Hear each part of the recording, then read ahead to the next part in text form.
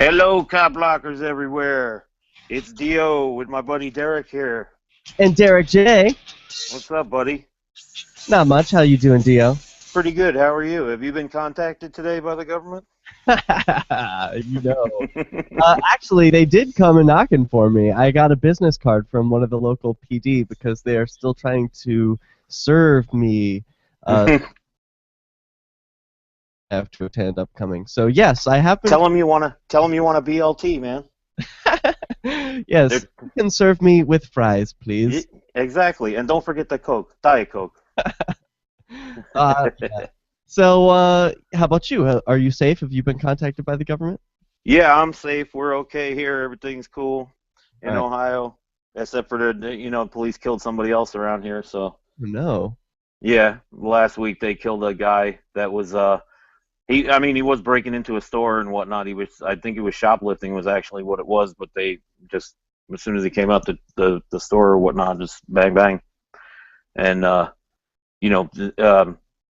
regardless, the way I look at it, regardless of whether or not he was actually robbing the place or not, it's not a death penalty crime, right? I mean, you don't get the death penalty for shoplifting, I don't think.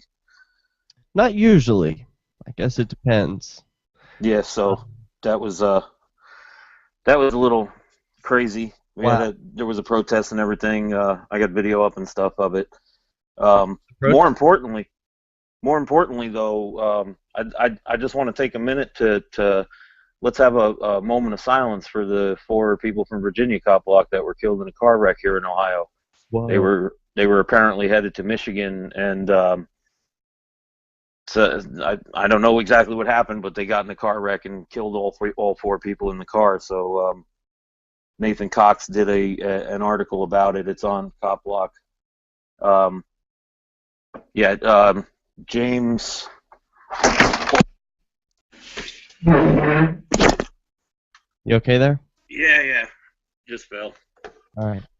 Camera fell. Where were we? You were saying that James Cox produced an article, or no? Nathan Cox wrote the article, and if you give me a second here, I can pull it up here. Jimmy Higgins of Virginia CopBlock was one of the ones that was killed, along with 3 buddies of his, and it's a pretty tragic story. So I guess if we could observe a moment of silence for them here on the air. yeah, I think that would be appropriate.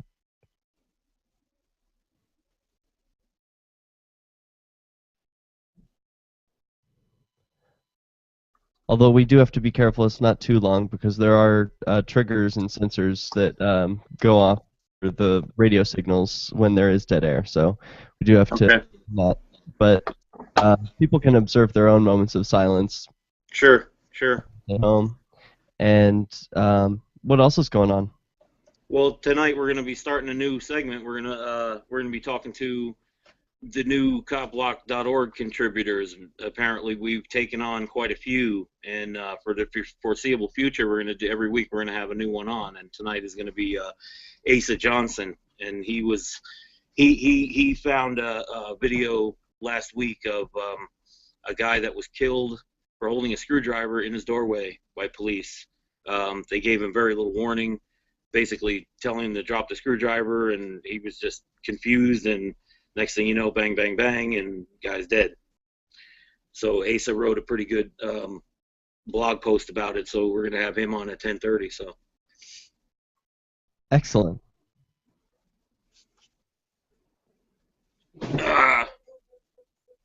What else is going on?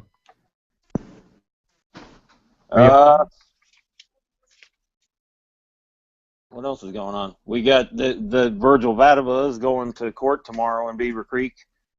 I'm going to go down there in the morning to join him and support him down there. In Zinnia, actually, is where he's going for the panhandling case. So we're going to go down there and possibly do some panhandling before we got to go to court. But it's kind of early in the morning. I got to leave pretty early after doing the show. So Ohio really is the center of CopBlock right now, isn't it? It just kind of fell in my lap, I mean, I just keep doing what I do, and the police just keep on giving me stuff to write about and stuff, I hear a lot of stuff coming out of Texas with CopBlock and Virginia, of course, some other places around the West Coast, but a disproportionate amount coming out of Ohio, and I wonder what that's about. I don't know. The police around here just seem to have lost their minds. They. Well, I feel like the police are the same everywhere. It's just the number of activists or people who are willing to do something about it that's disproportionate. The police are bad everywhere, but the people in Ohio seem to be doing something about it, and that's really cool. Yeah, the activist community here is growing. I mean, it's when I started out, it was hard to get two people in a room, and now there's just chapters of CopBlock have sprung up all over Ohio, so people are really kicking it in the ass here, and I'm for one, coming from a time when you couldn't get two people in a room together. I'm really, like, I don't know if I can say is it my place to say proud of the people here that are doing what they're doing. Speaking of the things that you're doing, last week or the week before, we did a contest for callers to receive a T-shirt, and we got a message back from caller Johnny Hammersticks who says, "Hey, just want to say thank you. Got my shirt, looks awesome, and the sticker and the Am I Being Detained card, pretty cool." What's that Am I Being Detained card? I put it in the orders that we have. Hold on a second, I'll get one. All right, go find one, because this I'm sure you'll get if you buy anything from the CopBlock.org store, which I am wearing some cool merch from the CopBlock.org store. You can see it here being displayed. We didn't give the website, by the way, but we are live at CopBlock.org/show. So if you want to watch video of this program, not just enjoy audio, but also a chat room as well, you can do that at CopBlock.org/show. Yeah, and hit CopBlock.org/store as well, and you can pick up one of those beautiful T-shirts you have on there, and get one of these cards that we're talking about here. They basically have information on it, websites, the .org websites on there, resources, and it gives you 6 things to do if you're contacted by the police. And record, ask if you're free to go, don't answer questions, never consent to any searches, be polite but firm, and disseminate the content you capture. We've been saying it since day one, and it's just a little pocket reminder. You can carry it with you just in case you get, because people first times especially tend to get a little flustered when they engage in CopBlock activities. So it's kind of, I found it comforting to have that in my pocket when I first started. Yeah, it's a great thing to have. Let's also mention the CopBlock.org network. Oh, for sure. The network, you join the network, $1 a month, it's all it costs. And we can continue to bring you the kind of coverage we've been bringing you so far. Very cool. I got to talk about the CopBlock network this week, Dio. I was in New Jersey. I know you're beloved. Oh yeah. Was talking to a group of people who care about freedom, and shared with them that if they don't have a Bamboozer account set up, and they do have a smartphone, then they're really selling themselves short. They're setting themselves up for failure. They're not giving themselves all the armor, the peaceful tools that they could have, knowing that they live in a police state. I mean, the ability to live stream and video record is free. If you have a smartphone and you're paying for the data anyway, at least it's free in that sense. So people can download Bamboozer. It's a great service that I was spreading around, and also upload your videos to CopBlock.org/submit so that they can be reviewed. We can learn more about the story with your police encounter. For sure, man. You want the stories to get out, send them to us.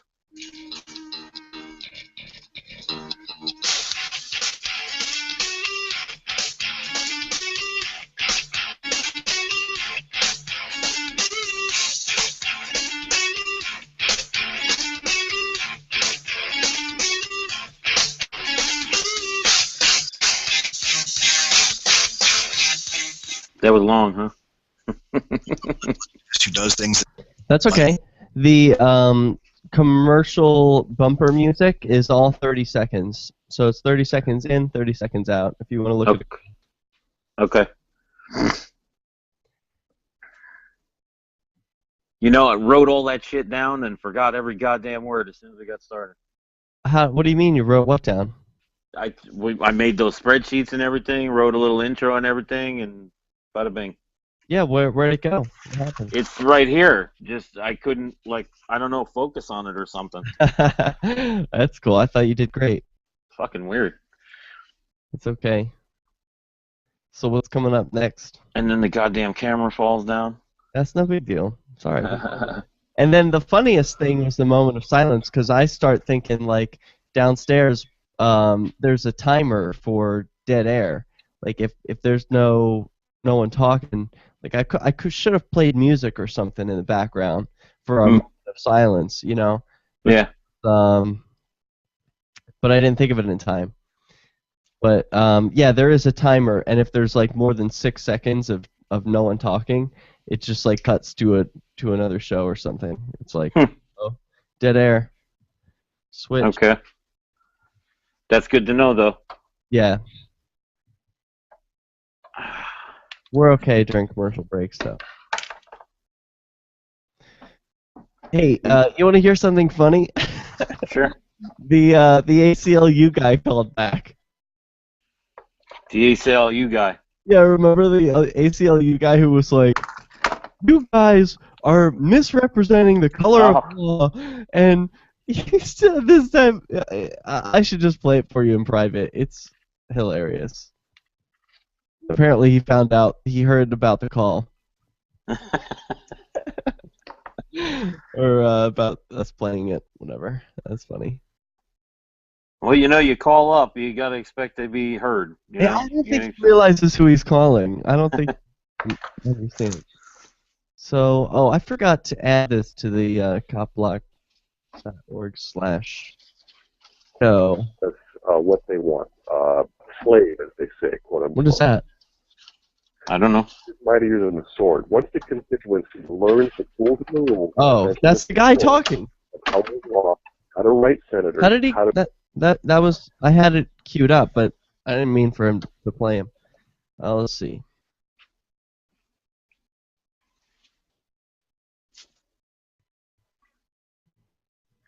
Banners and graphics with promote.lrn.fm and help bring new listeners to the Liberty Radio Network. That's promote.lrn.fm. Are you looking So are you going to lead us in? Why don't you take this one, please? Okay.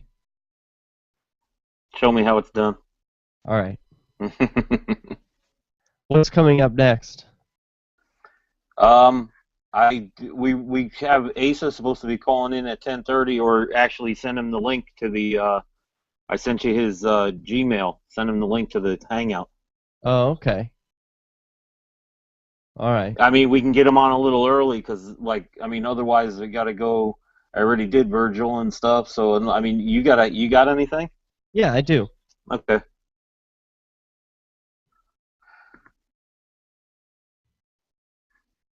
We can, because otherwise we got that the Pennsylvania cop who was charged with the criminal homicide. Okay, I don't know much about that. You? Just that she was charged, but unfortunately she was able to make bail, and she you know, she's waiting for, I guess, sentencing or whatever. LRN.FM or trial. .lrn.fm.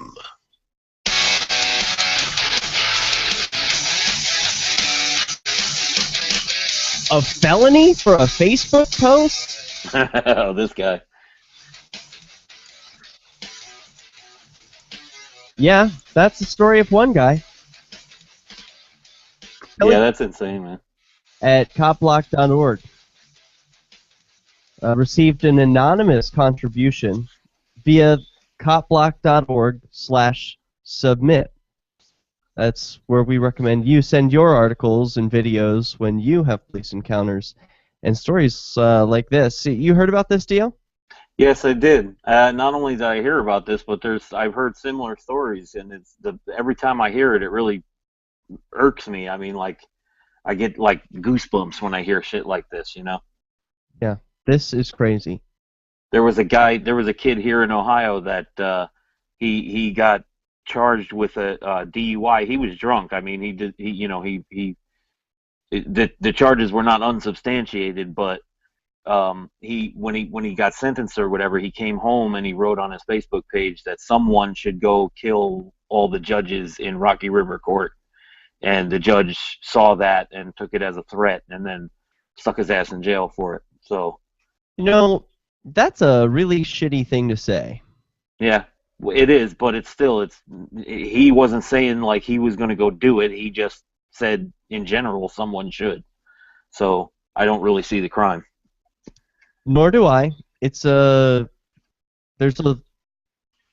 distinction between making a threat and saying someone should. I get it.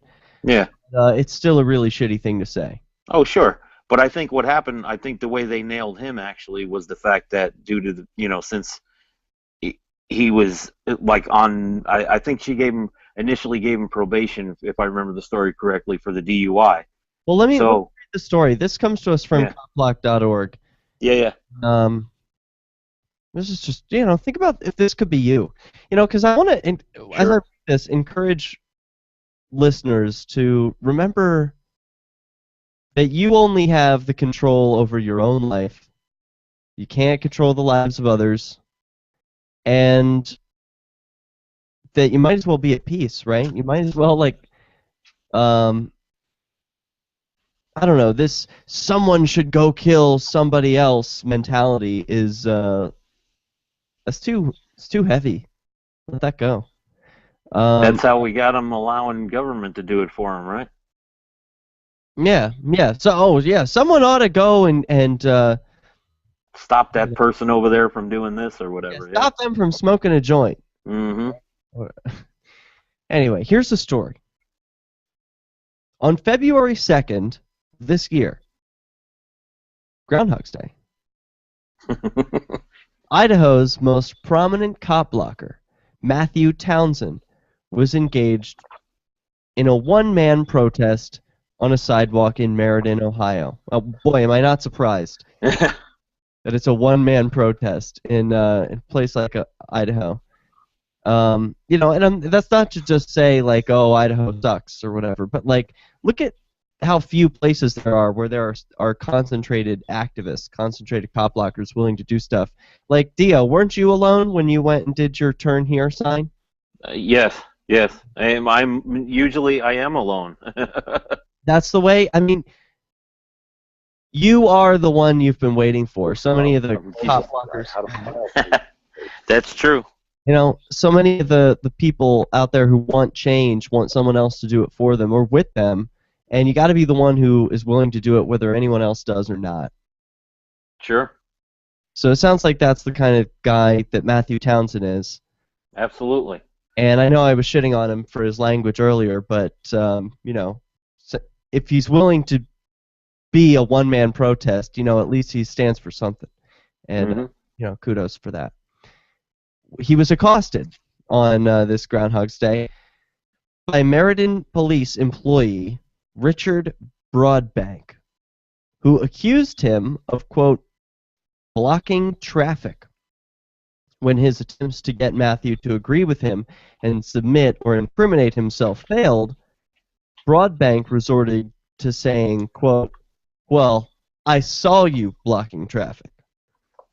At this point, Matthew told Officer Broadbank, quote, then charge me, and pushed the crosswalk button and proceeded to cross. Broadbank, remember that's the police employee, was silent for a moment, and when Matthew was halfway across, he began to shout that he's not done with him yet. Matthew was then arrested for, quote, resisting and obstructing, simply for exercising his rights. Then on the evening of March 20th, 5 days ago, Matthew was arrested again and charged with a felony for a Facebook post in which he explained that he intended to protest and shed light on the Meriden police if this asinine charge wasn't dropped. Boy, I'd like to see actual text of that Facebook post, if that's what's alleged, I hope that Kelly W. Patterson, the author of this article, will include the actual text of the post. But Matthew, I think, isn't it down below there where it says apparently holding a protest sign or condemning government abuse on Facebook is enough to make somebody a terrorist now? I don't know if you Or see. that's not. I don't think that's what he actually said on Facebook. Yeah, that's what I want to see. Post. Mm-hmm. Huh. I don't know. I'm looking around the article for it. I don't see it. I see links to other posts by this guy. But anyway, to the author of this article, journalistic integrity, this is just cop blocker to cop blocker. Like, it doesn't bode well for an argument if you don't link to what he actually said. Like, I know it might look bad for him, but if it wasn't something good, but you still got to include it, right? Well, let's continue to read the article. It might be in there. All right, you're right. I'm selling it short too soon. Allegedly, according to Kelly, Matthew is being retaliated against by the Meriden police and city for being an activist, and the local mainstream media simply isn't going to cover anything that offers the local police in anything other than glowing or magistral light. Please share this article by journalist William N. Grigg on Matthew's abduction in order to spread Matthew's side of the story and protect activism from unjust police abuse and sentencing. And William Grigg's article, there's an excerpt of it below, and that's also at CopBlock.org. And it says, it reiterates a little bit about this, saying Matthew Townsend was made an offender for using a sidewalk without a police officer's permission, and then accused of a felony for publishing a Facebook post about the incident. Matthew wearily observed, quote, apparently holding a protest sign or condemning government abuse on Facebook is enough to make somebody a terrorist now. Yeah, I think further down it might have a little something. I think it has snippets of what he said on Facebook. We'll read that quote and get to the bottom of this story when CopBlockRadio returns. We can also take your calls on Skype, CopBlockRadio. Free Talk Live's recent Bitcoin sale, Cool. big success. So we decided. Yeah. Let me see here. It says down when you read down a little further, on the eve of that pre-trial hearing, Matthew posted a notice on his Facebook page describing Brookbank's actions as terroristic in nature and in other ways unconstitutional and criminal. The cop refused to charge me for said crime that he was accusing me of, and so I walked away, he explained, and soon after kidnapped and hauled away by several costume goods. I think that's actually of the event. But I believe part of what he said was that the cops' actions were terroristic in nature and in other ways unconstitutional and criminal. That might have been what he said. That got him in hot water. No, I found it. Here it is. I got him. Yeah, it's linked to in the William Grigg article. Okay. Interesting. Okay. You send Asa the link? No, I did not. What is can you send me his email address again?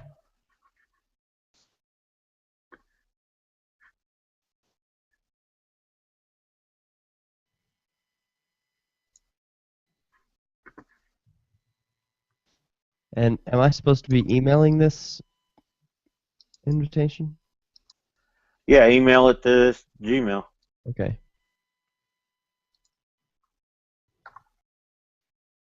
I sent it to you in your Facebook. Worms. Michael Joseph Johnson at Gmail. All one word.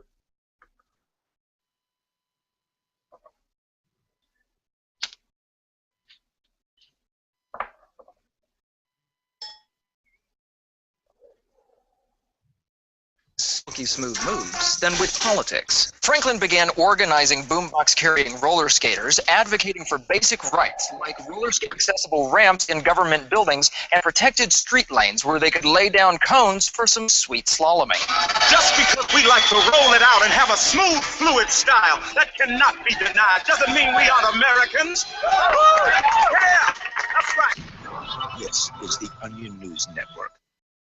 Instead of just listening, you can also watch. See the Liberty Radio Network's key New Hampshire-based live shows via our studio cam at cam.lrn.fm. Plus, you'll still be able to listen to the Liberty Radio Network via the cam feed in high quality 24/7, even when there's no live show being produced in our Keene studio. But wait, there's more. Our chat room is built into the cam page so you can interact with other listeners online. Listen, watch, and chat, all free at cam.lrn.fm. That's cam.lrn.fm. What if the key to achieving liberty in your lifetime was to move together with others who think like you?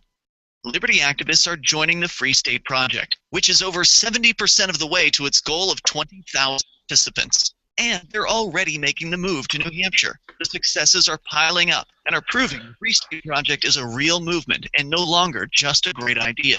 Hey, can you send me a link to this video that Ace is going to be talking about? Yeah, sure. Thank you. Demonstrations and vigils. Okay, I was just pulling it up as you said that.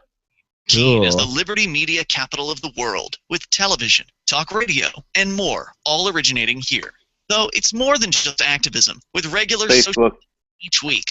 See what's I happening know. at freekeene.com and get This connected is with apparently that guy's post.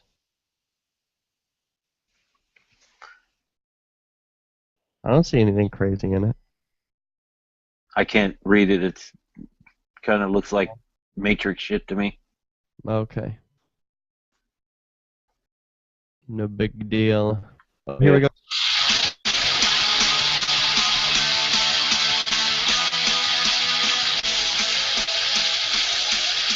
It's CopBlockRadio back again. We got here, we're going to be talking to Asa Johnson, a new contributor to CopBlock.org. He's going to talk about his the video that he found about the guy getting shot with a screwdriver in his own doorway. We got Asa? Nope. Okay. But Well, we're not going to sit silent until we get him, are we? No. What we do have is that Facebook post that we were looking dude's for. face. Right. Yeah, it was actually linked to in the William Grigg article, and I didn't see it because I expected it to be in the article, but it's kind of long, so I can see why it wouldn't be. Also, I noticed that William and Grigg is what's it called? Tagged in the post that this guy made. So here it is. I'll just do a little screen share so those of you who are watching it. CopBlock.org/show can watch along and read it. I love the echo. The third says, tomorrow I go to pretrial at the Ada County Courthouse. And this was March 18th, 9:45 p.m. And it says it has been edited, by the way. I would like to see, is there a way I can see the unedited show edit history? Yeah, I want the original. It was, let's see what the original looked like. Damn, dude, you can do that? I'm going to stop posting shit on Facebook. Yeah, I want to see the original one because they allege.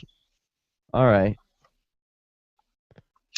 this is a little different than the original one I was reading. Okay, so here we go. Matthew Townsend III says at 9:45 p.m. March 18th. Tomorrow I go to pretrial at the Ada County Courthouse to claim that my charge of resisting or obstructing a supposed jaywalking investigation after Meridian Police Department Idaho officer Richard Broadbank. Oh wait, Richard Broadbank. And give me that. I wonder why he didn't say Dick. Refused to charge me after I demanded that he charge me for the quote crime that he supposedly stopped me for, is terroristic in nature and in other ways unconstitutional and criminal. Okay, that was a really long sentence. I'm not sure I got it all. Basically, he's saying, tomorrow I'm going to trial, and it was because the state claims that he resisted and obstructed a supposed jaywalking investigation. I still fail to hear anything in there that would constitute some kind of crime to charge with it after the fact. Oh, well, no, you don't understand, DOC. There's this big problem of jaywalking. Yeah, I know. You know, they're going after it in California too. I know. Right, right. So they had to charge him with a crime to get him off the streets because, you know, what other way could there be to handle this situation? So, okay, it goes on. And he goes on. This is Matthew speaking. The cop refused to charge me for said crime, and that he was accusing me of, and so I walked away, and was soon after kidnapped and hauled away by several costumed state goons for my disrespect of Officer Brock Banks' harassment towards me. Now, you know, I have to interrupt here and say, you know what's wrong with this, Dio? What? That we're reading it. That it's not a video.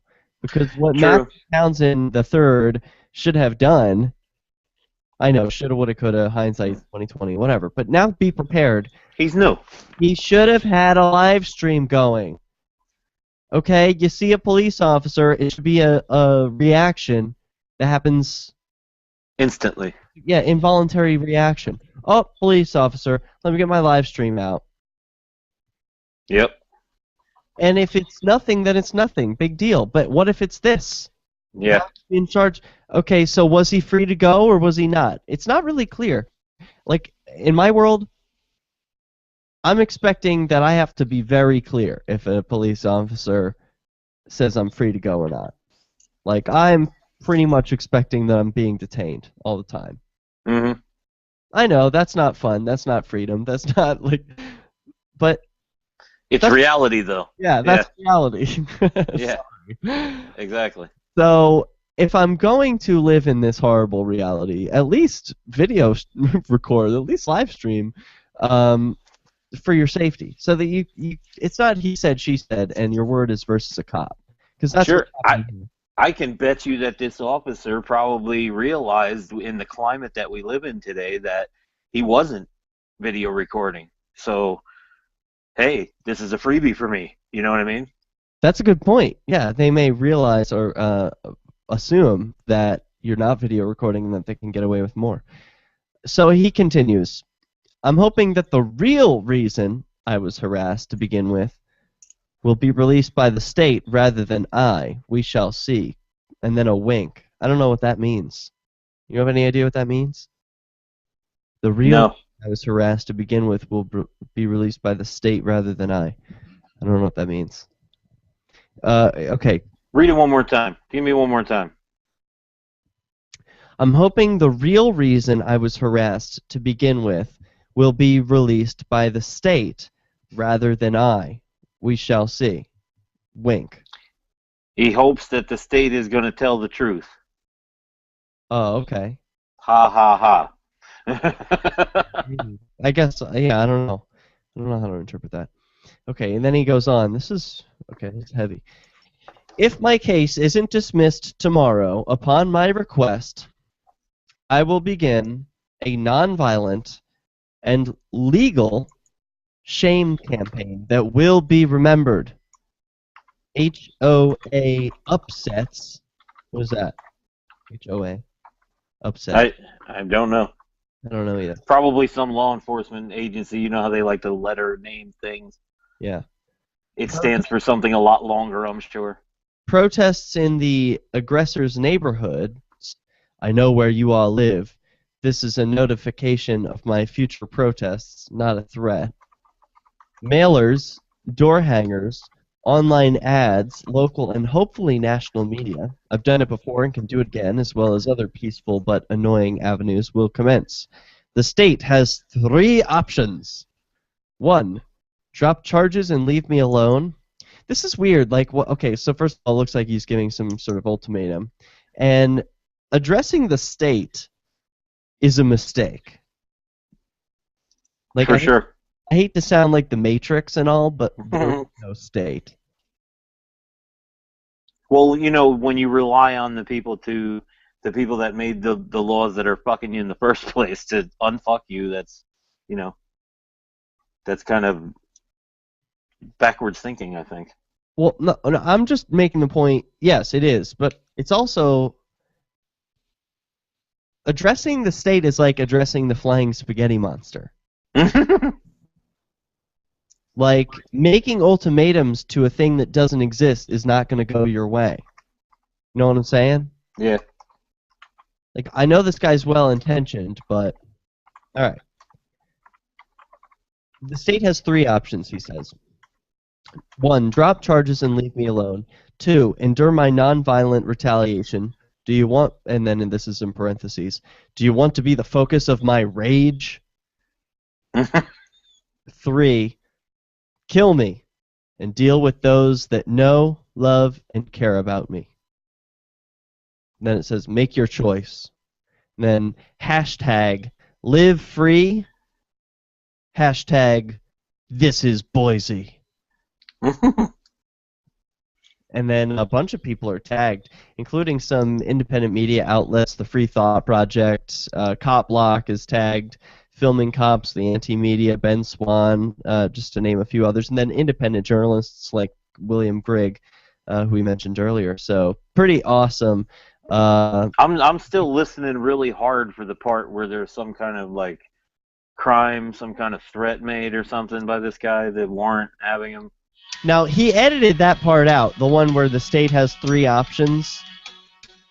What, because he gave him an ultimatum? Is that what it's about? I don't know. It was edited, let's see. It was edited the next day, before he was arrested on the 20th. So, he edited the post, like he made the post one day and then edited it the next day and then was arrested the 3rd. Yeah, but even in the original. Yeah. Sorry, I let us right out with that discussion there. No, it's fine. It's fine. We can end that there. How to use this most powerful. Oh, damn! I keep making this guy have speak. in the correct form. You guy. It seems as though Ace has joined us here, so. Oh, hey, Asa, rock on. He's got to unmute his mic. Hey, what's going on, guys? There you go. Yeah. Howdy. What's happening, Asa? Good to meet you. Good to meet you as well. Right on. So what do you think about that dude being arrested for a Facebook post? Well, I think it's a sign of the times we're in, man. I mean, did you hear a threat in there somewhere or something? Well, something that would constitute? I just sort of caught the back end of what you guys were talking about. I can say I'm not particularly familiar with that case, but I have seen in the past, obviously, people posting song lyrics, etc., and being raided and stuff for arbitrary type threats, and it reminds me, or it makes me think of perhaps like some of these nationalist oriented groups, the new Black Panther Party in particular, who openly call for killing police, but if someone makes a Facebook comment, they get arrested. Mm-hmm. So I think there's a bit of a double standard there. Crazy, isn't it? So we're on a commercial break at the moment, Asa. Are you able to send me a link to the video that you've got? Sure. Excellent. You didn't get that there? The screwdriver video? Is that what you're talking? Yeah. Okay. Yeah, I'll put that in the chat. Thank you. And where are you out of? Western North Carolina. I live in Hickory, North Carolina. Cool.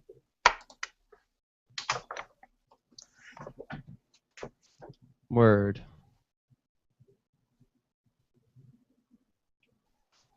Are you safe? Have you been contacted by the government? Not lately. Well, I was contacted via mail. I just got my registration and my tag stuff in the mail the other day, so that counts. I'll have to go down to the local nomenclatura and get that situated. That counts. What's registration like in North Carolina? I don't know. I assume it's about the same as everywhere else. Year long. I've got about a 10-year-old car. It's going to be about $70 for the tag, and you know, plus the registration. Inspection? Yeah, the inspection, yeah. It's just It's usually like, inspection's usually like about $15 or something. Do they get you for stupid stuff? What do you mean? Like, oh, one time my steering wheel wasn't big enough. Well, thankfully, in Western North Carolina, we've got a lot of rednecks and stuff, and I can pretty much just take my car to, you know, the old man up the road, you know, and he'll just slap a sticker on for me, you know. So it's not that big of a deal. That's cool. All right, rock on. And your website is policestatedaily.com? It is. All right. Are you going to lead us in with this one, DL? Sure. All right. Here we go. And join the New Hampshire Liberty Party today at nhliberty.info. You can put the Liberty Radio Network on the air in your area. Visit broadcast.lrn.fm to learn how. Broadcast.lrn.fm. It's CopBlock Radio Day. We're back, ladies and gentlemen. Joining us on the phone here, or actually in the Hangout, is Asa Johnson, new contributor to CopBlock.org. Say hello, Asa. Hello, great to be with you. How's it hanging, man? Shriveled and spotless. Little to the left, eh? Well, I'm a little different than everyone else, so the other way. So why don't you tell us about your video here, man? Well, sure. Actually, how about why don't you tell us a little bit about yourself first, and then we can go into the video. Okay. Well, my name's Asa. I'm 28 years old. I'm originally from the Western North Carolina area, up in the Appalachian Mountains, right on the Tennessee line, Mitchell County. I currently live in Hickory, North Carolina, where I have attended local community college, and I'm now pursuing a Bachelor's of Science degree at Appalachian State University. I also work as an independent advertising consultant that employs what you might call unorthodox grassroots strategies of increasing visibility for business in, you know, the local communities. A tactic I plan on bringing to the Liberty movement. But that's pretty much me in a nutshell. Cool. All right, tell us about the video now. Well, as I'm sure you know, mentally disabled people are disproportionately targeted by police. Yeah, it's sad. I'm sorry? I said, yeah, it's sad. Yeah, and when I saw this video, I cried, man. And you know, as it's been making the rounds the last week, I've chatted with other groups and stuff about it, and what I'm hearing most is that the officer was justified in doing this, and you know, I can see that argument to a certain extent, but the video does not clearly show whether or not he lunged or not. It just doesn't, and you know. I don't just take the officer's word for anything, right? No, this was obviously a mentally unstable individual who had been making violent threats. His mother done the worst thing you can possibly do and called the police. But it really is a tragedy. You know, this guy was 28 years old. He suffered from bipolar disorder. He was a schizophrenic. And, you know, his mother, I'm sure, just wanted to assist him. You know, the officers come to the door, and as you well know, they rarely de-escalate a situation. They usually only make it worse. And you know, there's a general lack of training when dealing with mental health issues of people with mental disabilities. And a report that was published in 2012 revealed that at least half of the estimated 375 to 500 people shot and killed each year by police have mental health problems. So this is a huge issue.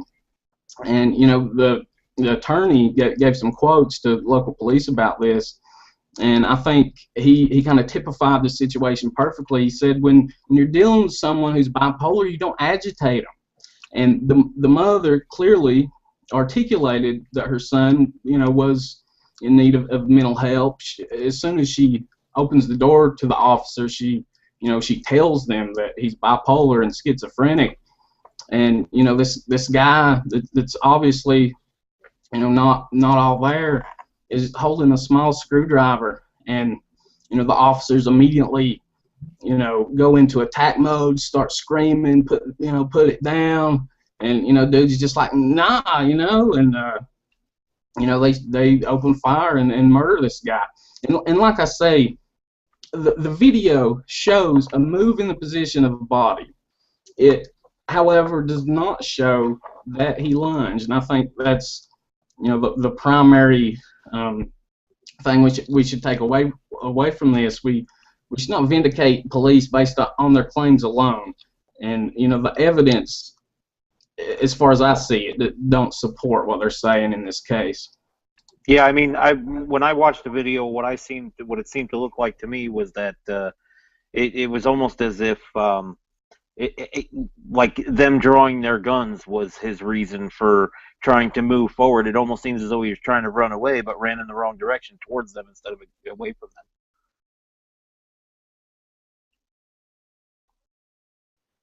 them. Oh, you may have muted yourself. Somehow. Yeah, sorry, but yeah, man.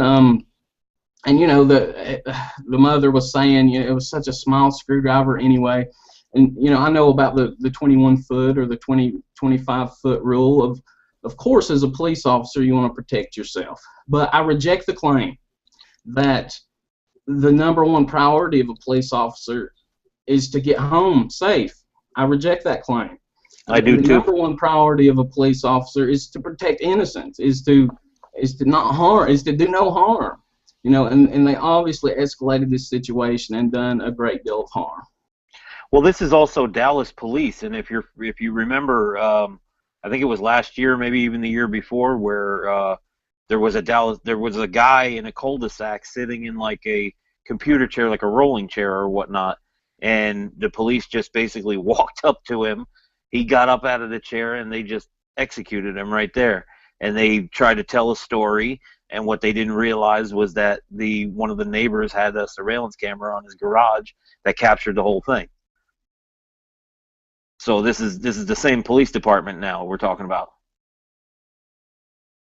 Yeah, I haven't had any experience particularly with the Dallas Police Department. I have saw many stories about them in the last couple of years, but I would imagine being in Texas, they would, I'm not trying to stereotype or anything, but I would imagine they would be a bit more hardcore than a regular police force in perhaps a less diverse population. But I think that first and foremost, that to address the problem of police brutality in general, we have to understand where it comes from. And my analysis of this situation is the state, right? Is a government law enforcement monopoly. And what we want is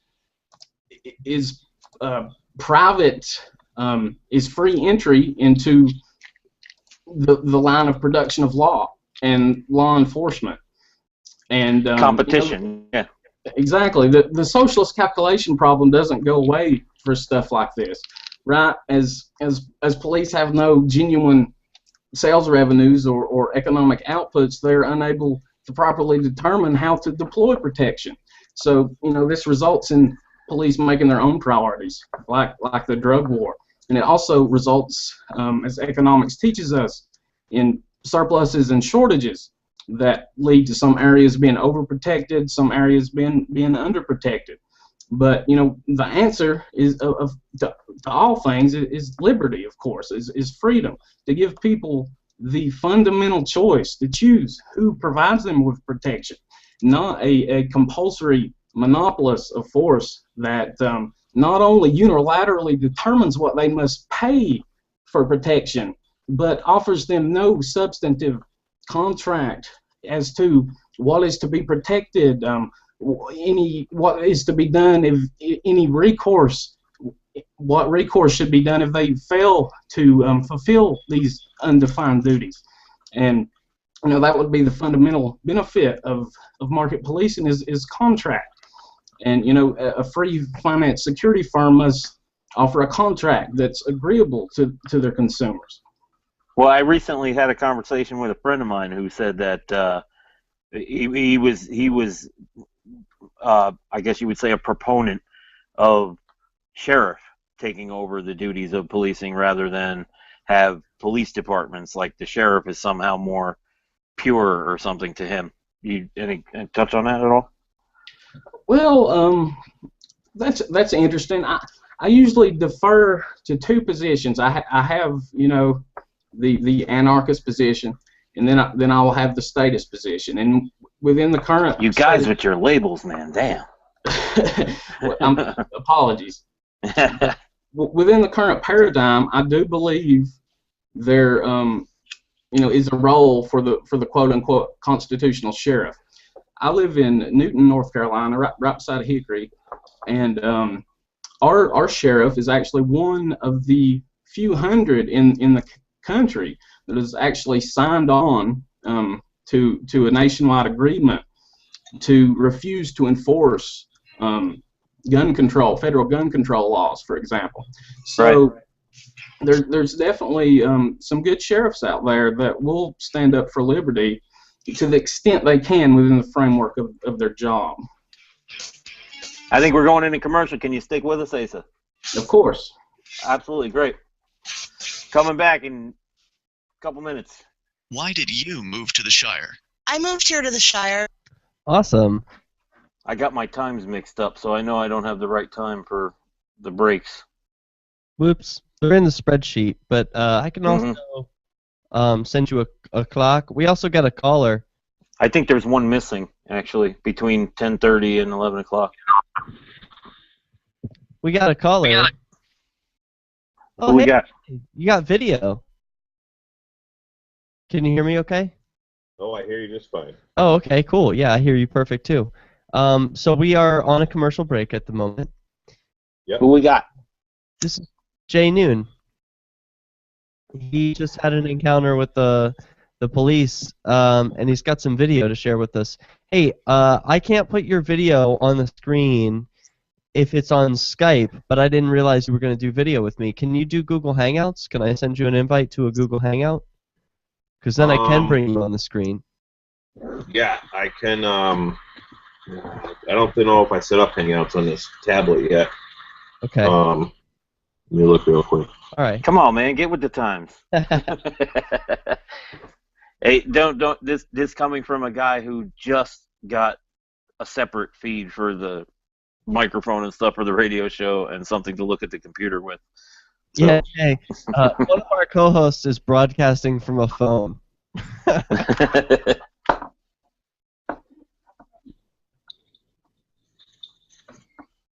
All right, it says, I got a Gmail set up here. It says new in Hangouts. Okay. Maybe I should just try and send you an invite and see how that goes. This is the 8-minute, right, Derek? We got 8 minutes? Yeah, this is the long break, so we got 6 more minutes. Okay. I'll be back. Okay.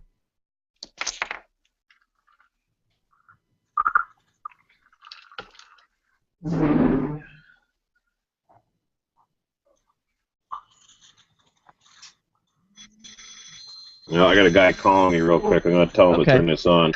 Hey, do you want to do this in 15 minutes? We got a guest on right now. We could just have you on the next segment. All right, yeah, what I'll do is I'll, hold on a second, Dave. I'll get this Google Hangouts all good. Okay. And then, just message me the email address that I should invite. Okay, I will. All right, cool. All right. See you soon. Bye. Dave, you there? Worms. and see Prime Minister Benjamin Netanyahu get ousted. The official said Obama had previously tried to bring down the Netanyahu coalition and failed, and that he was also driven by a quest for revenge after Netanyahu's speech to Congress. He also speculated that Obama was trying to divert attention from the negotiations with Iran to the Palestinian issue. Netanyahu openly accused the U.S. and other Western countries of trying to sabotage his election campaign in the days leading up to the election, and on the day of the vote claimed foreign powers were responsible for the high turnout among Arab voters. If anything, however, Netanyahu was the one who made his public split with Obama a campaign issue in the Israeli election, and his last-minute campaigning saw a dramatic rightward shift against the peace process while insisting his opponents were in league with the Americans. You can support FPP Radio by joining the Fans program. Fans help FPP afford to produce more original content.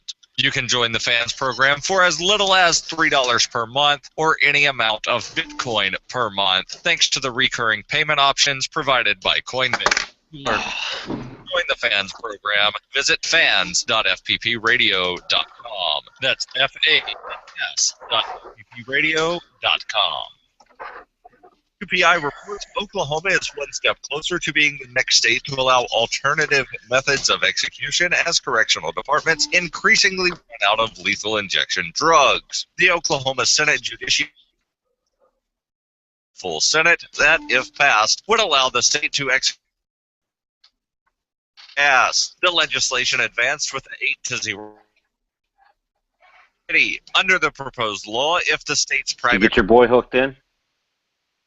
is found unconstitutional, then the second method would be death by nitrogen gas. After that, the alternative would be electrocution. The state's current protocol is lethal injection, electrocution, then firing squad. The use of nitrogen gas causes a person to black out and eventually die. On Monday, Utah Governor Gary R. Herbert signed into law legislation that allows that state to use the firing squad for executions if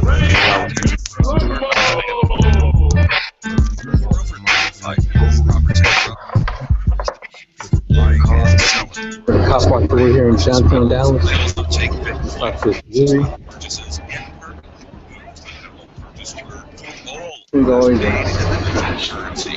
Roberts and Roberts Tay, knowledge on investing and a forward-thinking approach to new technologies. 850-478-5270 or online at rrbi.co. Reuters reports the number 2 official at the U.S. Homeland Security Department exerted improper influence while at another agency on behalf of politically connected Democrats seeking visas for foreign investors, according to the department's inspector report released on Tuesday. Homeland Security Deputy Secretary Alejandro Mayorkas, when he was head of the U.S. Citizenship and Immigration Services, gave special treatment cases, including to a company run by now Virginia Governor Terry McAuliffe, according to the report, but it was also determined that Mayorkas had broken no laws. The EB-5 program allows foreigners to obtain visas to live permanently in the United States if they invest $500,000 to $1 million in businesses that create U.S. jobs. The Washington Post reported that McAuliffe's company, from which he resigned before running for governor, was working with Gulf Coast Fund Management, firm specializing in obtaining EB-5 visas, and was run by Anthony Rodham, the brother of former Secretary of State Hillary Clinton. Homeland Security Secretary Johnson said he directed his general counsel to make changes to the program to make it free from the reality or perception of improper outside influence. Mayorkas said in a statement he disagreed with the Inspector General's report. He said the program was badly broken when he arrived at the Immigration Services Agency, and he had sought to improve it with a hands-on manner. This has been FPP Radio News, online at fppradio.com.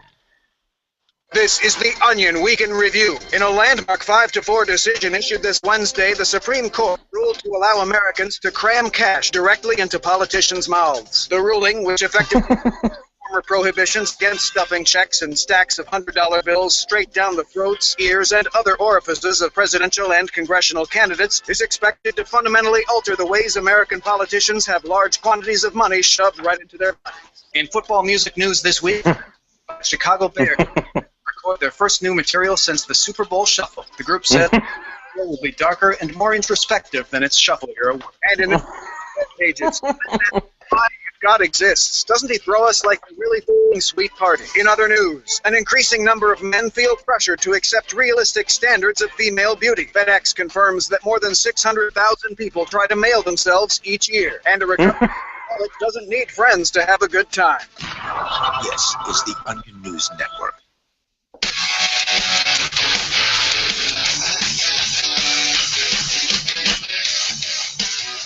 We're back again, CopBlock Radio. Here we go, every Wednesday, 10 o'clock at night. We got Asa Johnson, contributor to CopBlock.org, here joining us. And did your buddy ever get hooked up with us, Derek? No, Jay Noon will be calling in, perhaps sometime during this segment or next. He's got an exciting story of getting thrown out of court. We should all be so lucky. Oh, yeah. So, Asa, you there? I'm here. Right on, man. You want to tell us a little bit about your website? Yeah. Sure.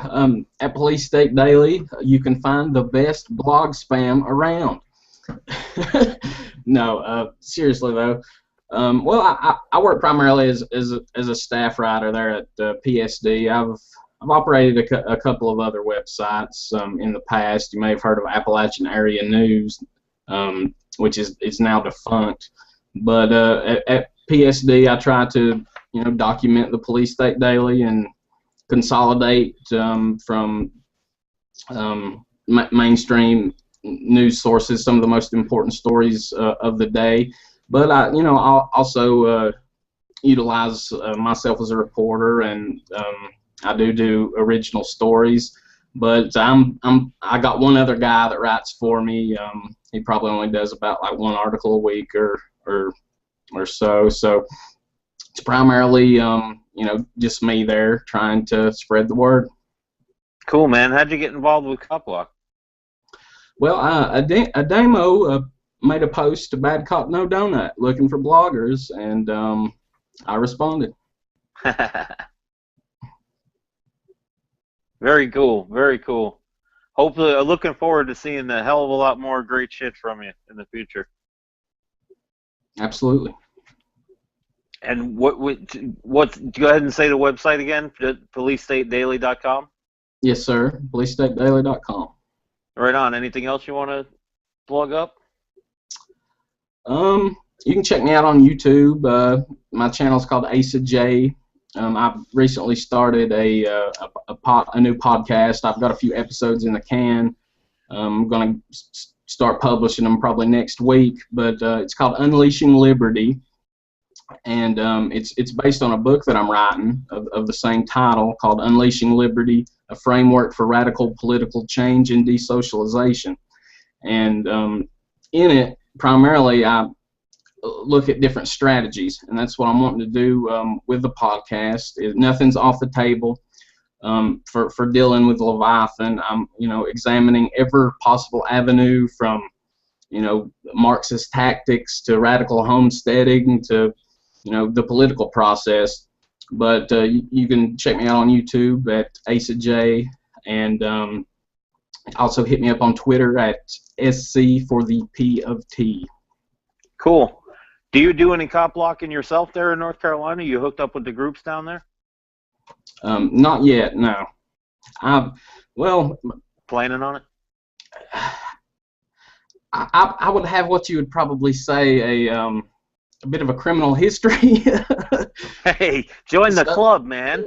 Right. So I'm particularly at this point kind of trying to play it safe.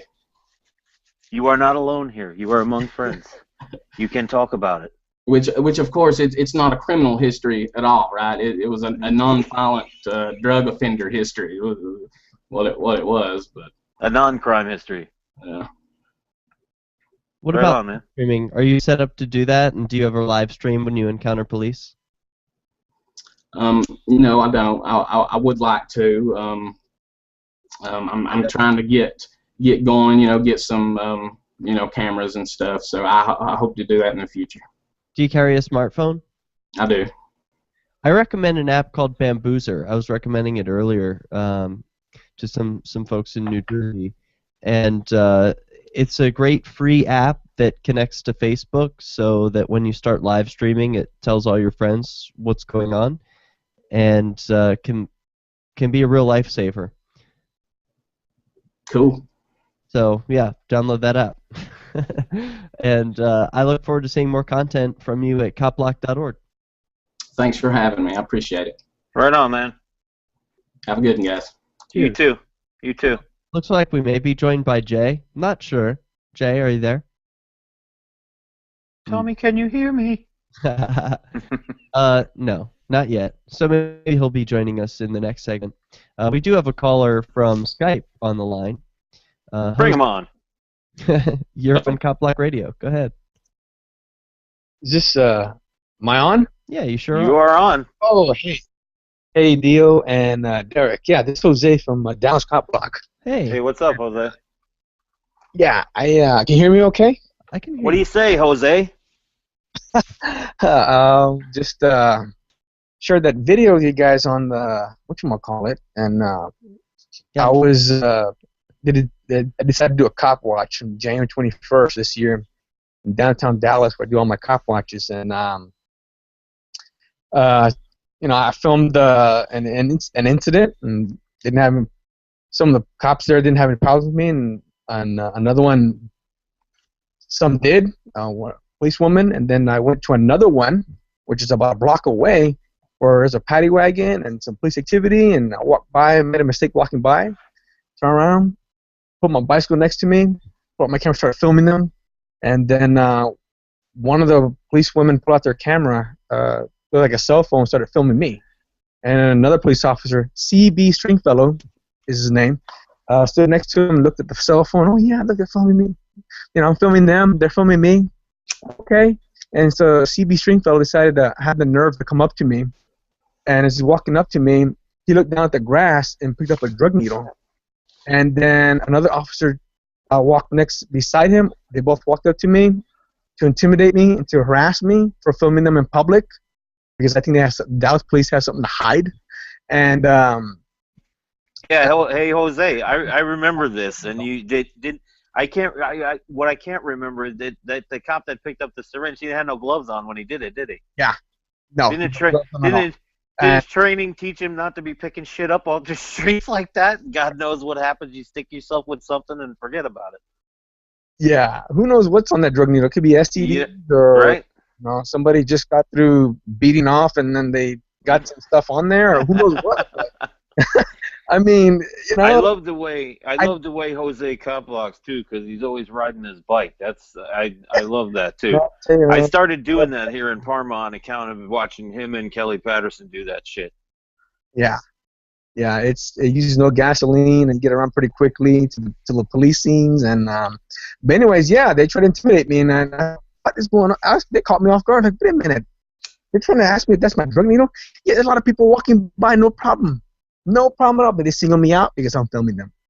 And then I decided to make and then C.B. Stringfellow decided I'm going to be an internet celebrity, so he made himself an internet celebrity. And the other one, and last week I was picketing, and the police sergeant that's in the video of January 21st incident that was there, I spoke to him, and I told him, hey, you know what? That was wrong what they did. They singled me out. Oh, they was asking you a question. I said, no, they singled me out. People walking by, I thought a problem with what you are doing, but you got a problem with me because I'm filming you. I'm holding you accountable. So anyways, yeah, that was that was the biggest incident I've ever had cop watching in the 2 years that I've been doing this. So. Did you see the video we were talking about that Asa wrote about on CopBlock.org? The Dallas police shooting the guy with the screwdriver? I just turned on. I downloaded the wrong app on my phone, so I was not able to listen to the first half hour or hour of the show. So then I heard Dio, I think you, say something about Dallas police. Wait a minute, what? You're talking about? Yeah, don't you remember? That's why I was going to ask you about that, because don't you remember? Wasn't it like last year? When was it? Last year or the year before, when the guy was in the computer chair in the middle of the cul-de-sac, and he just stood up and they murdered him. Yes, that's a big black eye, and I spoke to the police sergeant about that on Monday of last week. I said, we're going to break. You hang out with us for a little bit? Yeah, that'll be fine. Sounds good. CopBlock Radio, be right back.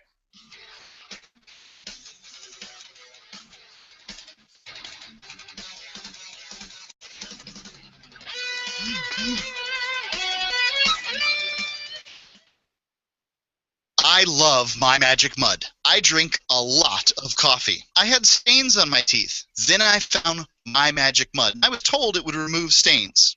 Crazy video, Jose. Yeah, that was... Yeah. I had to laugh when I saw the guy pick up the syringe. I was like, what are you, an idiot? Wow. Yeah. They called me my pants down. That's a figure of speech when I say that, because I did not expect anything. I've been in this for over 2 years, and I've never had this they caught me off guard. So it was a learning experience. I should have turned the tables around and say, instead of defending myself, I should have said, "What are you hiding? What do you have to hide? What are you scared?" Well, you could, woulda, coulda, shoulda, all you want, but Yeah, I know.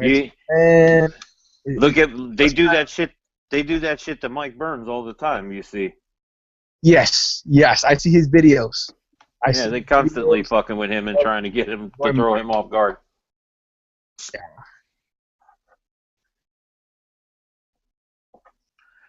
Crazy, man. Yeah. Yeah, it just caught me off guard. I never had that happen, or didn't even think that could happen. And my dad told me, "Watch out, they can try to plant something on you." And I thought, well, and then this one right here. All right. Mm-hmm. So I think it's a setup. I think that's what it was. I even told the sergeant that was in charge of that, what was going on there. I said, you know what? I questioned that it was a setup. I doubt that, man. You were filming. You would have caught any kind of, like, if they would have thrown it there in the first place trying to catch you. 10 minutes prior to what I was doing, they knew I was in the area, walking on foot, my bicycle, pushing it. And the way everything worked out 10 minutes prior tells me that they might have planted it. I'm questioning. And, I'd be careful what I say to them. I don't try to accuse them. I'm not. Just like they asked me a dumb question, I'm going to ask them a dumb question, too. It's a two-way street. Is your drug needle? Oh, yeah? Did you plant the drug needle? It's a two-way street, Is that your beer bottle over there? What's that? I'm saying, say that back. Is that your beer bottle over there? Oh, yeah. I should have turned the tables around. I said, was it your drug needle? Did you plant it there? I should have turned the tables around. I didn't think of a deal. I'm just, I premeditate. Me and do this or do that, what's it like, so, I don't know, I'm just... Well, you got the anxiety, too, so it can't be that easy. Yeah, catching off guard. Oh, well, it's a learning experience, and just learn by trial and error.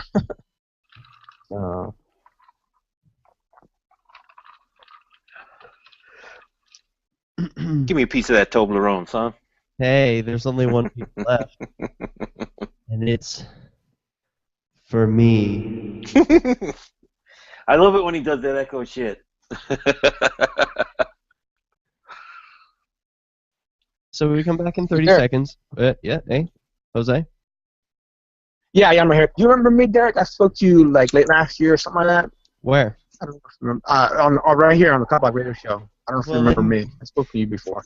Cool. I'm glad we spoke before because you seem like a cool guy. I'm glad you do cop blocking videos and challenge. Remember I commented on your video on victims, or what's it called? That YouTube video you had. You remember that, Derek? In the 5 billion comments you got on that video, do you remember that? No, I do, but thank you. Thank you. Coming back. It looks like you're here, but you have yourself muted, so just unmute yourself. It's CopBlock Radio, ladies and gentlemen. Back on Wednesday night, live. We're talking to Jose of Dallas CopBlock right now. Jose, what you got to say? Yeah, I was talking about the incident over here where the CB Stringfellow tried to tag me to a drug needle, and I'm questioning if they set me up, because they asked me, this is my drug needle. I can turn the table around and ask them, well, is that your drug needle? Is that yours? Did you set me up? So that's they caught me off guard, and I wasn't expecting anything like that to happen, as I've done numerous times filming the Dallas police. So I guess when you're out filming the police, just be prepared for anything. I've thought that before, and then lo and behold, things gonna happen. So were you charged? No. I think all it was is trying to scare me and intimidate me. There's other people walking past the police activity a lot closer to where I was standing, and they were. And after that, they turned around and walked away. And that was it. All right. CB Stringfellow, he stood there and asked, and we had a little bit of chit chat right there. The policewoman, she walked away, and I told her, "You're not gonna intimidate me." I told her, I shouted at her like that. Well, I want to thank you for the call, Jose. We've got another caller on the line. Straight Razor joins us from Texas. I was waiting for this one. As well as Jay Noon from Massachusetts. Hey, what's up, guys? How you doing? So I need to know what the other gentleman, Jose, calling in, if does he have a lot of cop blockers behind him for Dallas? Because he needs them. I don't know. He needs them. Also, if there are cop blockers in Dallas, they need to make sure they know about DallasPolice.net. Okay. I hope you're still listening, Jose. I hope you can get that. Probably still is. Yeah, DallasPolice.net lists every single call that Dallas Police has received, whether they have shown up, whether the call is active, or whether they are en route to that call. Wow, it sounds like a great tool. So it makes it very, very easy to get out there before them, actually, because that'll be easy to do because they have the worst response time I've ever seen in my entire life. So, they're too busy writing public intoxication tickets for no dang reason while someone's getting stabbed at their house. So that's one of the most frustrating forces that I've ever seen in my entire life. By forces, you mean the Dallas Police Force? Absolutely. Oh, okay. Interesting. Anything else you wanted to share tonight, Straight Razor? Was that the reason you called in? I don't know. There's been so much going on lately. Well, yeah, to answer your question, I think that Jose does have a couple of people behind him. I know Corey Watkins is definitely in the area. Maybe not Dallas proper, but Corey Watkins is definitely in the area. Brett Sanders is in the area. Couple of the Tarrant County Peaceful Streets is there for support. They're a bit larger, I believe, down there. So there are people. However many it is, they need more and more. There are people down there filming, and there's more daily. So, that like I said, that tool that I was saying out, and I'll say it again, it's DallasPolice.net. Will show every single call that's going on. So cool. It's just important. Do they have one for Cleveland? Do you know? Now that I don't know, but there may be. You're just gonna have to Google it per area, and what you can do is type in, your police department and then active calls after that. And if they have one, it should show up. Well, let's get our other caller in here. Jay Noon joins us. Jay Noon. Oh, I don't know why. I can't hear you right now. You're muted somehow. Maybe it's because you were in the call before previously. Let's disconnect and try and get reconnected. Sorry. God damn it. I'm sorry. That was on the production end. So he is calling back in. And let's see if we can get reconnected. Hey, Jay. Darn, still silent. We will get that working again. I apologize. I thought we were talking to Jay, not Silent Bob. What's going on here? Right? Well, while we've still got this video in front of us, I know you are in Texas, Straight Razor. So this, we don't know what area. We're narrowing it down. But this Dallas police intimidation that Jose has made a video about, this was in January of this year. Do you remember, Straight Razor, do you remember the case like a year or so ago where the guy was in the rolling chair in the middle of the cul-de-sac and he just stood up and was executed? Absolutely. And the neighbor had the cam on the garage, yeah? Yeah, I remember seeing that piece of footage there. Has anything ever happened with that case? I don't recall ever hearing an outcome. There's Dallas is a tough force. There's so much going on with them politically that I don't know. They're infected from within. You know, that's going to show in the street officers and what level of caring they have for the individuals they're supposed to protect. It seems to be running rampant. Hey, what do you think about when the police are filming the cop blockers? So in this video, one of the Dallas police women was taking out her own cell phone and was recording this man. What's that about? I think it shows that they're completely unprofessional is the problem. Second of all, it shows that they should already have body cams so that they don't have to do that in the first place. So, you know, riddle me that one. I'll riddle you one better. I'll tell you a story. I was just this weekend. I went to march for Tamir Rice here in Cleveland. They marched a coffin from the place where he was murdered to the first district where the officer worked at, and there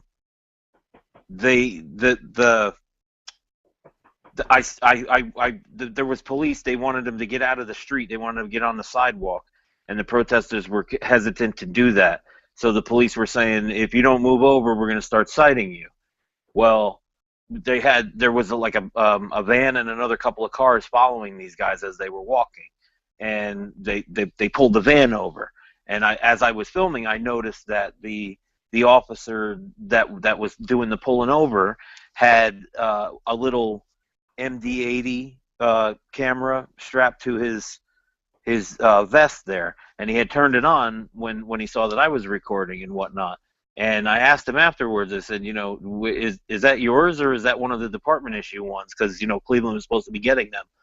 And he said, no, it's mine. I bought it myself. And I was kind of happy to hear that because he is not going to wait for the department, right? So now I'm going to watch for this guy, and if I see him without that camera, now I'm going to be like, hey, where's your camera? Yeah, well, it's you know, I've had a button camera since they've come out. Cool. We're going on break. Can you stay with us? What was that? We're going on break. Can you stay with us? Yeah. Okay, cool. Free CopBlock Radio. Back in a minute. Worms. And we're also getting Jay Noon connected. I think he can hear us, but I see him there, and he's speaking, but he's not. There's not sound coming through, and I don't know why. It's got to be a problem on your end because I can hear him just fine. You're hearing him? Yeah, I can hear him absolutely fine. The last time when his icon was up here, he had the microphone muted. Interesting. No, Straight Razor can hear what Jay Noon is saying. Yeah. And can you hear him, Dio? No. Oh. And it must be a problem on my end. You're right. So what was I doing wrong? I could even hear his frustrated what the hell last time. Sorry, Jay, man. Aww. We're working on it. What am I going to do? God damn it, Derek. The only other option I can think of is to disconnect with Straight Razor and take a call. Take a call from Jay. Otherwise, we could try Google Hangouts again. I saw his icon, but it just looked like he had his microphone muted. Yeah, same. We saw your icon before. That's when I said, Tommy, can you hear me? Right. So if you're willing, Jay, I think the best thing I don't know what the best thing to do is. Probably to call in. That's the most reliable. Then we lose Straight Razor, and that's no fun. We want to keep him, too. That's no big deal, guys. Just want to put one comment on the Merritt Rice. Yeah, what about... you know, in that, because I've watched that video over and over again, just seeing how the officers reacted. Yeah. And to be honest with you, I wouldn't even put the bulk of the charges on the officer who fired the rounds, because the training should be better than that, and I don't understand where their failure is. Whenever I'm pulling up to an active call, an individual with a firearm, doesn't matter what their age is, I'm not going to fly up on them like that. Yeah, that's incredibly stupid. Yeah, that's a big part of it. What if he had not been a kid? He had been a professional.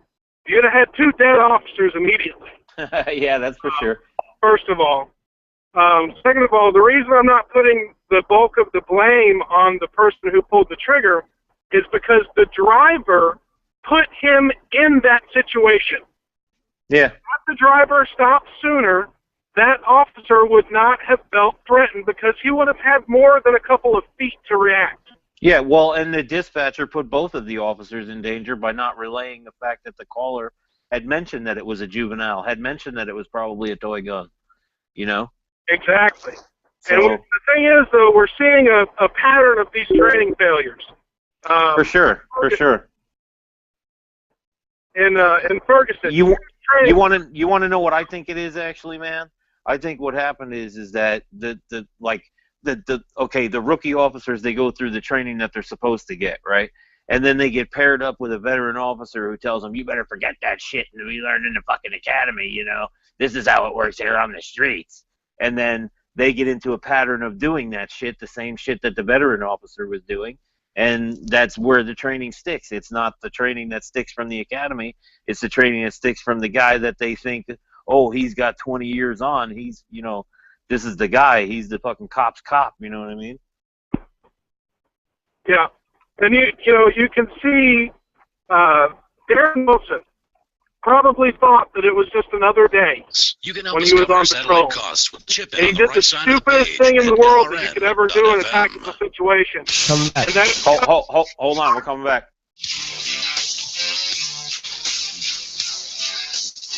CopBlock Radio, baby. Here we are, doing it again on Wednesday nights, every week. We're talking to Straight Razor here on the, what's he on there, Derek? He's at 413-418 top. Right on. So what were you saying, pal? All right, so like I was saying, there's a pattern of tactical failures here. You saw it, in with the Rice situation, with how quickly they pulled up, gave themselves absolutely no time to react reasonably to the situation, and then a death resulted from that. Right. Now, in Ferguson, Officer Darren Wilson put himself in a bad situation. Whenever he pulled up to that and asked the 2 gentlemen to get out of the street, and they effectively told him to F off, which is the story, he should have known that there was a possibility of confrontation there. So when he pulled his SUV in front of the 2 individuals, he effectively boxed himself into his vehicle and allowed the situation to happen. Wait, so you think that Darren Wilson pulled in, tried to block them into the curb, and pulled in towards the curb when he came up to him? Because the way I remember the story being was that he drove past them, and when they said "fuck you," he threw it in reverse and came back at him. Well, he had actually paralleled his vehicle to them. Okay. Blocking himself in. That's what allowed, and I'm sorry, I'm getting all the names confused, Mike Brown, to effectively box him into that vehicle. So right. Both parties were wrong. However, had the officer acted properly, the situation never would have happened. Sure. What I would have done in that particular scenario, if I thought it was serious enough, is I would have asked the two gentlemen to get out of the street. Maybe it is dangerous that they're in the street, right? So I'm going to say, gentlemen, I would like for you to get off the street. But they probably think it's more dangerous that you're talking to them in that neighborhood. Well, that's okay. I understand people get nervous, but what I'm saying is that, if I politely ask you out of the street and you tell me to F off, I'm going to think that there may be a problem, is what I'm saying. Well, I want to thank you for the call tonight, Straight Razor. Always love hearing from you, and I hope absolutely it's another arrest-free week. So, well, I pulled over one person because they had their skirt hanging out the door. Wow. No tickets, though, right? Imagine that was unintentional. Oh, no tickets. No tickets, that's for sure. That's a delight. Right on. We're always glad. Thank you, Razor. Another victimless crime week. Have a terrific evening. And we do want to open up the phone lines because I was hearing a call come in, and that was possibly from Jay. The number is 413-418-COPS. And I do want to hear from him. He was recently kicked out of a courtroom, I believe the entire court building, when he was attending on behalf of his brother. And it's just a fascinating story. Anytime you can have interactions with the police in a courtroom, boy, that's a really different scenario. Have you ever had that happen? As far as, telling me to remove my hat and shit like that, but, Have they done that? What's that? Have they done that? Oh, yeah. I always wear my hat. They always tell me to remove my hat, and they always tell me to remove my hat before court begins, so I'm always like, well, when court begins, I'll remove my hat, otherwise fuck off. And you've never been arrested inside of a courthouse, right? No. You've been threatened with arrest? Yes. Okay, yeah. Inside a courtroom, yes. Yeah, so you know that their threats can be legitimate. Yes. Well, let's hear about what happened to Jay Noon as we get connected.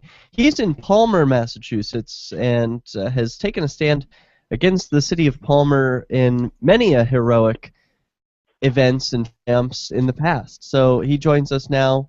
How are you, Jay? I'm good. Can you guys hear me okay?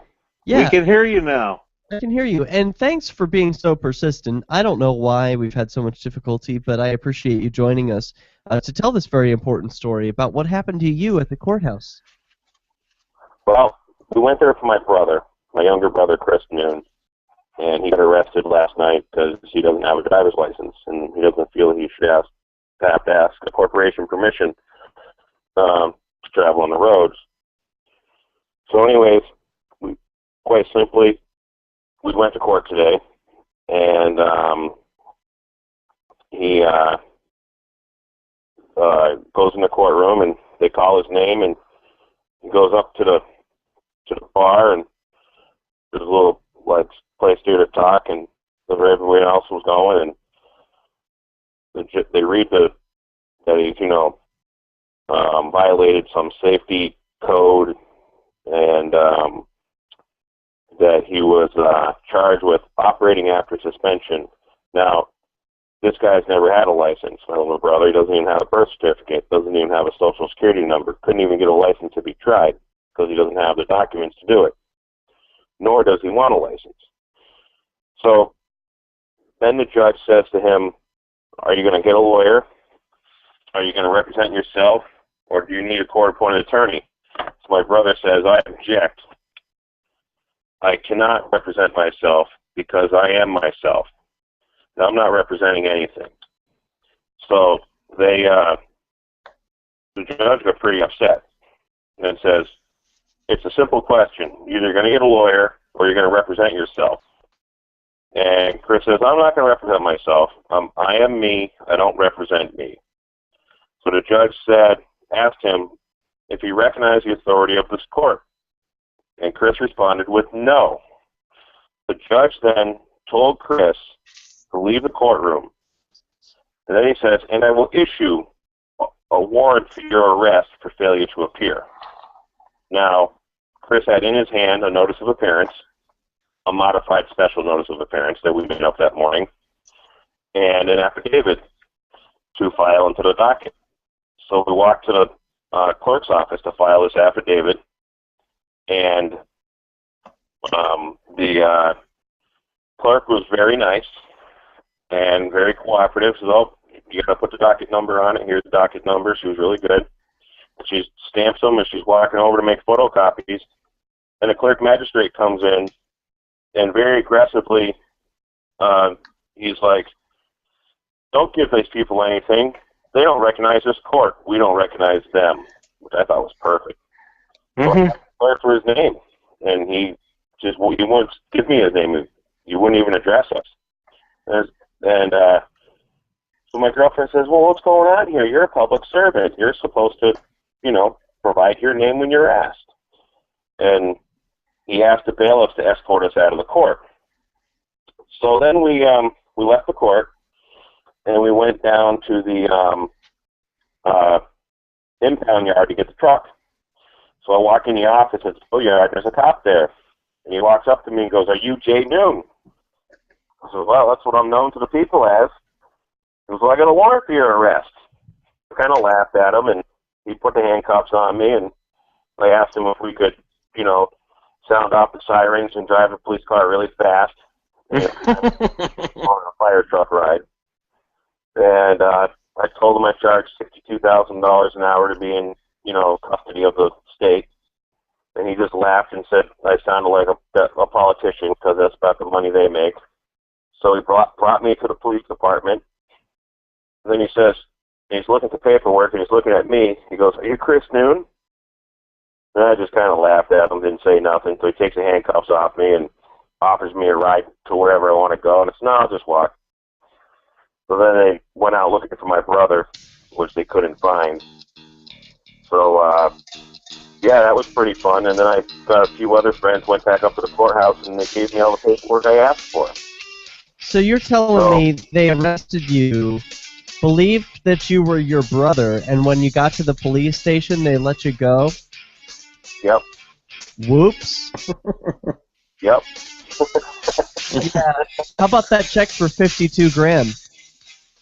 That's right. And I think that's kind of how I'm going to have to go about this, because somebody's got to teach these guys a little lesson. I'd like Go for it, man. Although it's unfortunate that it would be the people of Palmer who have to pay for this jackass's mistake.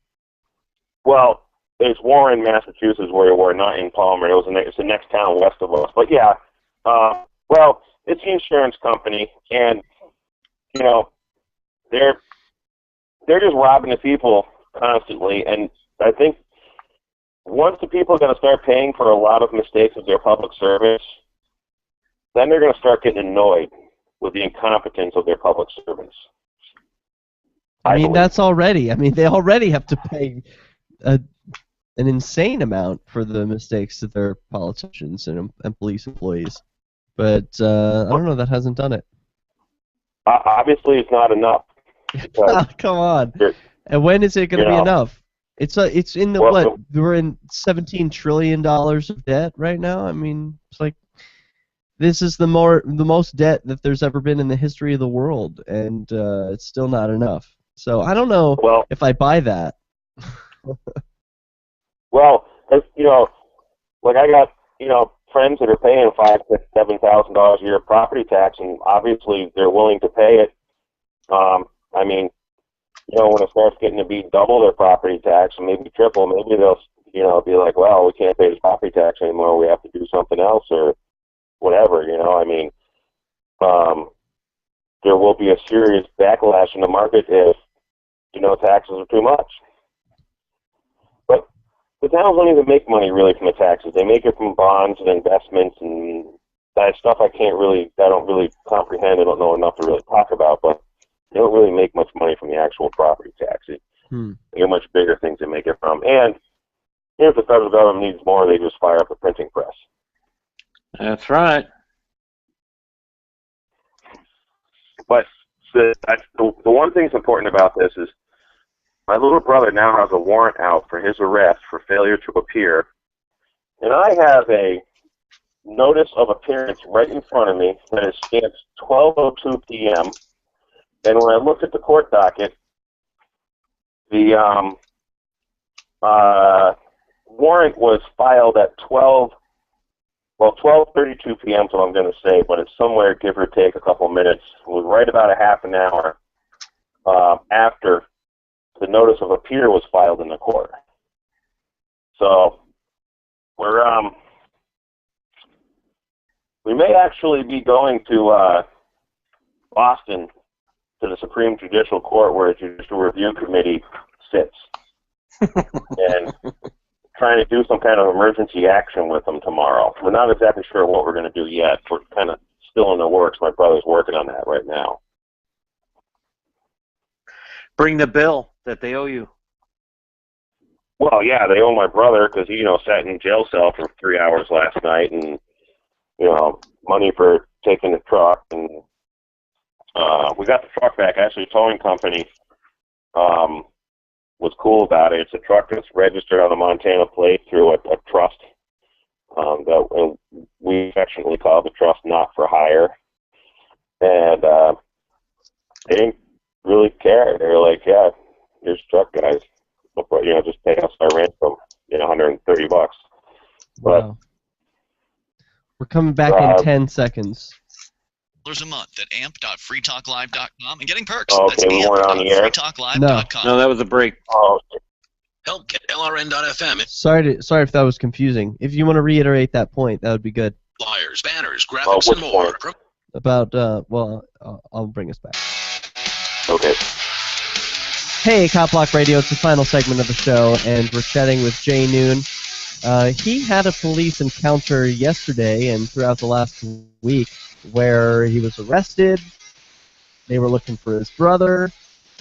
They had his brother in court, and you're a really interesting case, Jay, because unlike most people who attend court, you seem to be calm about it, and you've got your own strategy, almost like you're playing from a different set of rule book than everyone else is. So tell us a little bit about that. You were saying the really important point about what happened yesterday was that your brother made, I don't know, what did you say? He made some really good point to the staff there. They didn't like that. He said he didn't recognize them, something like that? Well, they want him to represent himself, and he says, "No, I'm not representing anything. I can't represent myself. I am myself, so I can't represent myself." Yeah, this type of language is not normal for court. So, like, where does he get this stuff? Well, we get this stuff is from, we are of the belief that, they want you to represent an agency, that name on your license in all capital letters, or call it a straw man, a fictitious persona, or whatever. So when we refuse to acknowledge that, and we're not part of that, it totally throws them in a whirlwind, because maybe the judge doesn't even know the difference between the all caps name and the man.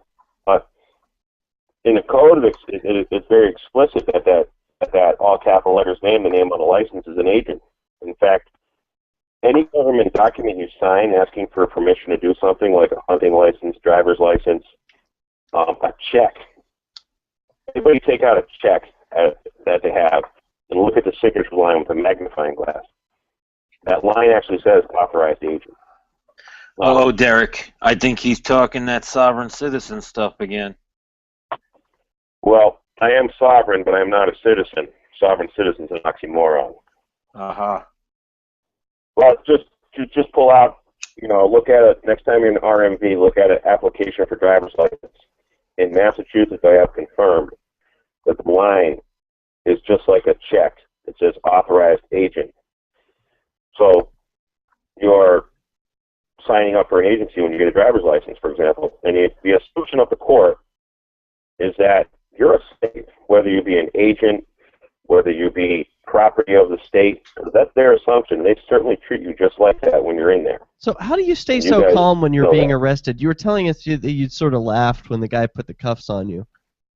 Oh, yeah. So he arrests me, and I laughed at him. And as he's walking me to the cruiser, I said, "Hey, can you turn on the sirens and can we drive really fast? Getting a ride in a fire truck for the first time." And the cops just couldn't believe, I was, had just a good attitude about it. Wow, why do you have a good attitude about it? My dad's been bringing me to court ever since I was, like, literally probably in diapers, because he's been doing this stuff right along his whole life. So it's kind of a familiar, comfortable place for me.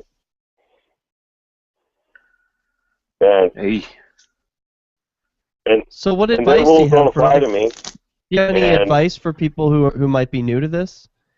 Who might be afraid to be arrested for their first time? Just my best advice is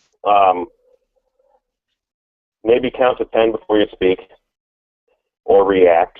Don't react. Just think about it.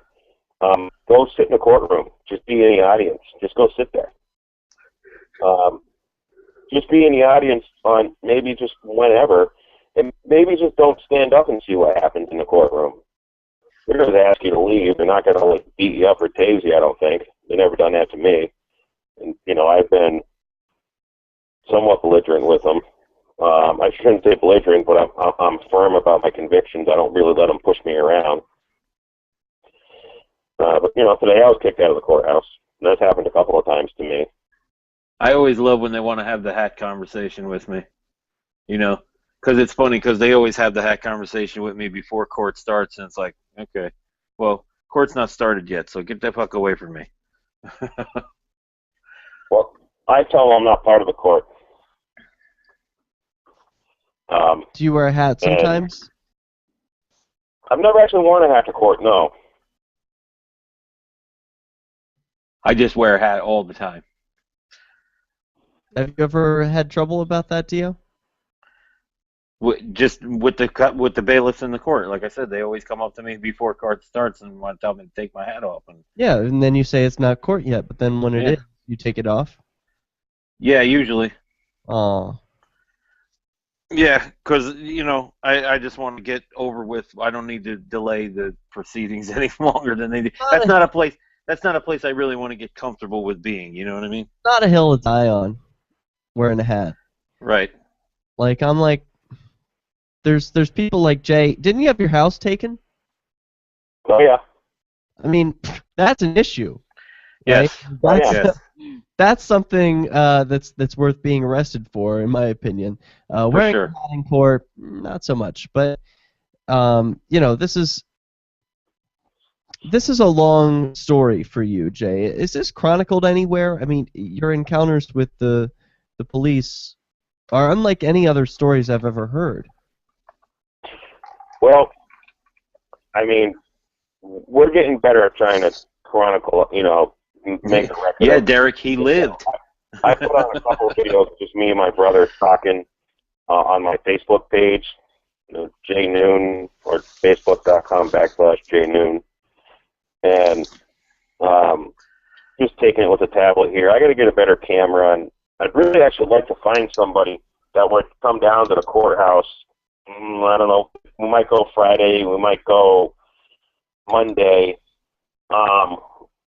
Where my brother got the warrant out for his arrest. I'd love to have it so somebody was in the courtroom filming, and I know Daryl's all set up with that down here. Yeah. And that's Daryl W. Perry, at fpp.cc. And and Free Keen is as well. So if you needed someone to video record, if it's this Friday, I believe I'd be able to do it. I don't know if it'll be Friday. It might be Monday. Because I'm not sure though. I'll know more tomorrow though. Right. Monday works as well. That's the best. Okay. That's the best thing about the activism up there, man. It's like, hey, just give somebody a call. Somebody will probably show up.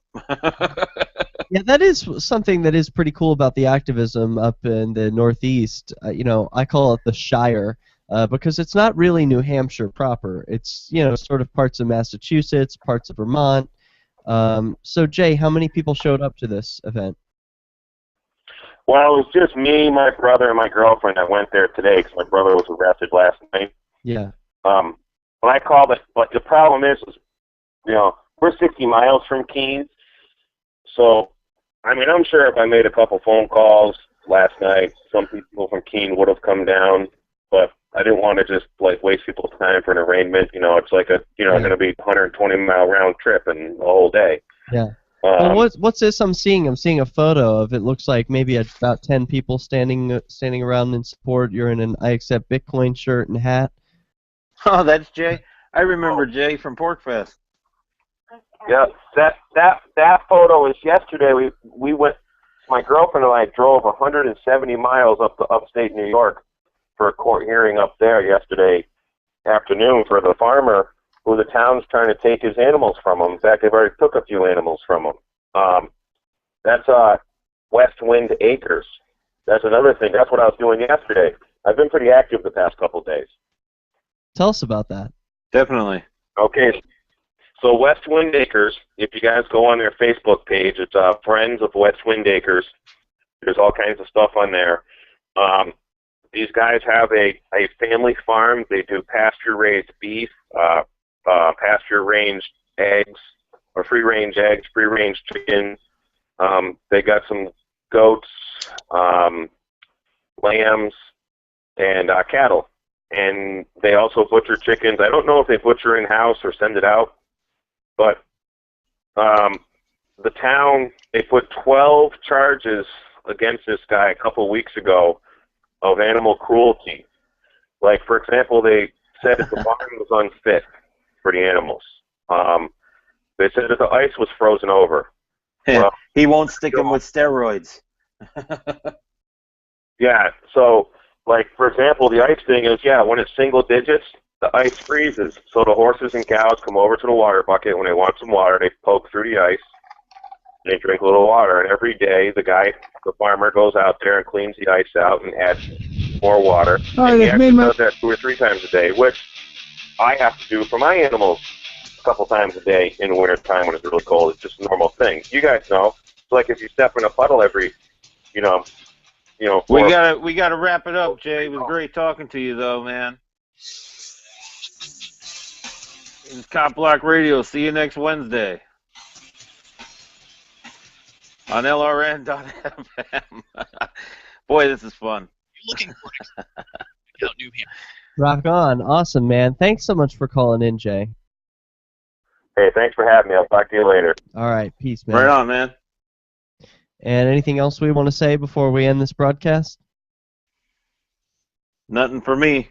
Hey, send me Bitcoin if you want. QR code right here. And come to the CopBlock store and get some shirts and stuff. I got them all. Yeah, like this sick "Who Owns You" shirt. Film the police. Look at this beautiful long sleeve shirt. Ooh. Long sleeve. It's got the CopBlock.org going down the sleeve too. The back on it. Sweet. Oh, yeah. 4 different styles to choose from. CopBlock.org/store. Store.